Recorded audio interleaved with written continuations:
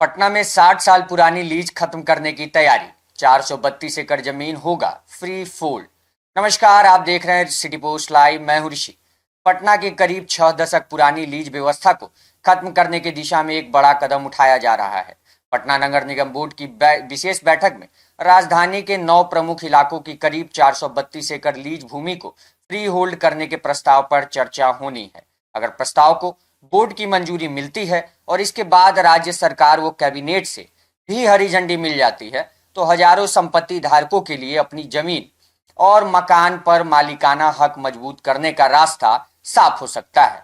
दरअसल पटना में बड़ी संख्या में प्लॉट, मकान, फ्लैट और दूसरे कई दशक पहले पटना सुधार न्याय और बाद में पीआरडीए के जरिए लीज पर आवंटित की गई थी। समय बीतने के साथ इन संपत्तियों का प्रशासनिक नियंत्रण पटना नगर निगम के पास आया, लेकिन कई संपत्तियां आज भी लीज व्यवस्था में ही हैं। इस वजह से संपत्ति धारकों को हस्तांतरण यानी ट्रांसफर, बिक्री, दाखिल खारिज और मालिकाना हक से जुड़े मामलों में परेशानियों का अब सामना करना पड़ता है।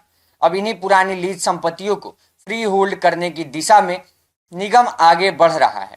इस प्रस्ताव का असर पटना के कई प्रमुख इलाकों पर पड़ सकता है। आपको बता दें इलाके कौन कौन से हैं। राजेंद्र नगर योजना संख्या 1 में करीब 198 एकड़, वहीं कंकड़बाग पीआईटी कॉलोनी में 5.50 एकड़, बुद्धा कॉलोनी के मौजा दुजरा में करीब 27.70 एकड़, वहीं चितकोहरा, मईचक, बेडर और हरनी चक में 18.03 एकड़ जमीन शामिल बताई गई है। इसके अलावा दीघा गंगा किनारे करीब 13 एकड़, मौर्या लोक व्यवसायिक परिसर में 7.21 एकड़, वहीं श्री कृष्णापुरी आवासीय कॉलोनी में 64 एकड़, मीठापुर में 59.69 एकड़ और जकरियारपुर में 38.94 एकड़ जमीन का प्रस्ताव में जिक्र है। अब सबसे बड़ा सवाल है कि फ्री होल्ड कराने के लिए लोगों को कितना शुल्क लगेगा यानी पैसा लगेगा। वहीं प्रस्ताव के मुताबिक मूल आवंटन से वर्तमान सर्किल रेट यानी एमबीआर का 10% शुल्क लिए जाने की बात भी कही है।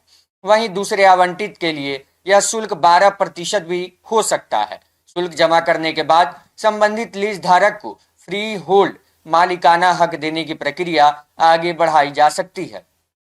वहीं इस मामले में 20 अगस्त 2024 का हाईकोर्ट का अगर आदेश भी माने तो यह अहम माना जा रहा है। अदालत ने फ्री होल्ड प्रक्रिया में निगम की ओर से 50% लाभांश की मांग को अवैध बताते हुए खारिज कर दिया था। इसके बाद शुल्क को कम रखने की दिशा में रास्ता तलाशा गया और अब 10 और 12% शुल्क का प्रस्ताव सामने आया है। वहीं फ्री होल्ड की प्रक्रिया से सिर्फ संपत्ति धारकों को ही फायदा होने की उम्मीद नहीं है, नगर निगम को भी इससे बड़ा राजस्व मिल सकता है। निगम के अनुमान के मुताबिक करीब 150 से 200 करोड़ रुपए तक का राजस्व प्राप्त हो सकता है।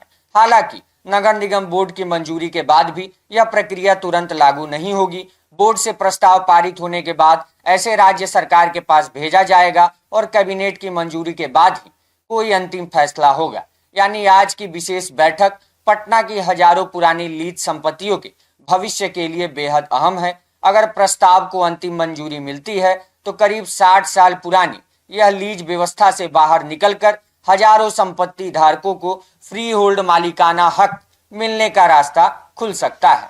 अब निगाहें नगर निगम बोर्ड की बैठक और उसके बाद राज्य सरकार के फैसलों पर टिकी है। अगर आपको यह खबर महत्वपूर्ण लगे तो लाइक, शेयर, कमेंट करना ना भूलें। धन्यवाद।